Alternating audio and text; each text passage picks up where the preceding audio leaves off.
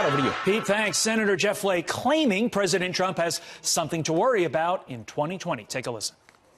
I do believe if the president is running for re-election, if he continues on the path that he's on, that's going to leave a huge swath of voters looking for something else. He's probably inviting a Republican challenge as well, but certainly an independent challenge, yes. But are these never-Trumpers underestimating the president's support? Here to debate is a former advisor for Hillary Clinton's presidential campaign and Fox News contributor, Jimmu Green, and GOP New York City Councilman Joe Borelli. Thank you so much for joining us on this day after Christmas. And Jimmu, I'm going to begin with you.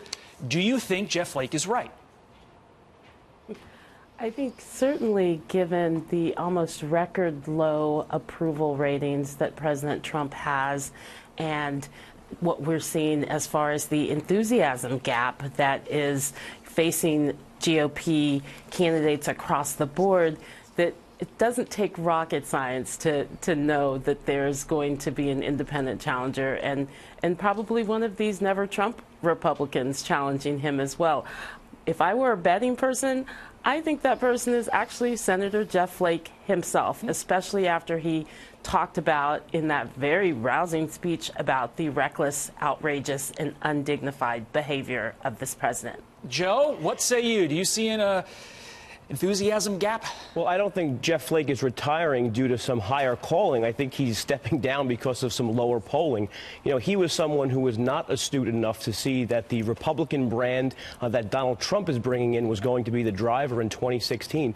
And the real thing, to Jimmu's point, is back in 2010, Barack Obama was polling around the low 80s amongst Democrats, and people dismissed as ridiculous claims that someone like Hillary Clinton could possibly run against him in his second term. And I think we should be dismissing as equally ridiculous the claims that someone, even a never-Trumper, is going to be running against President Trump. What's the argument coming from a fiscal conservative? We've lowered taxes on the middle class, lowered taxes on corporations, slashed regulations, the economy's doing well.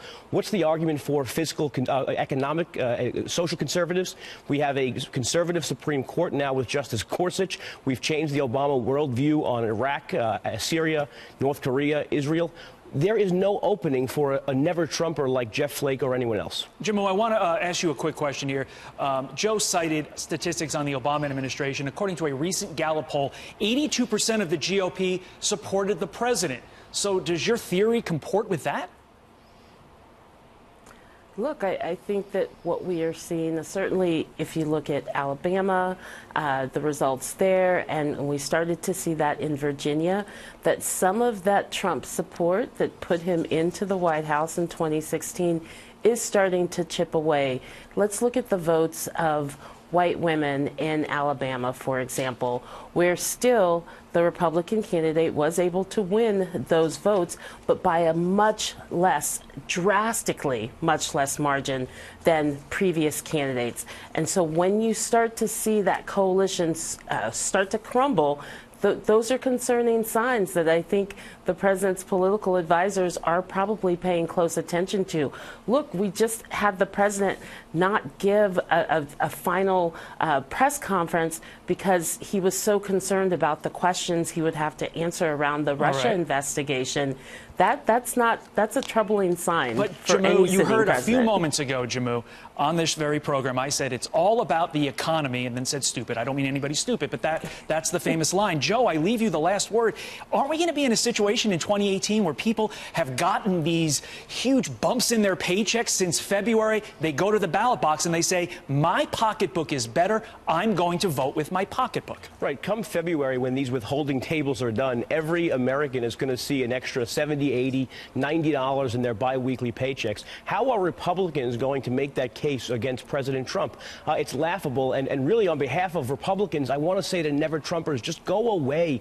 Go away for 2018 and leave it up to people who want to take on the Democrats and want to advance their president's Republican agenda. Joe, unfortunately, we have to go away right now. Jimmu and Joe, thank you very much. A very, very peaceful debate here on the day after Christmas. Thank you guys very much.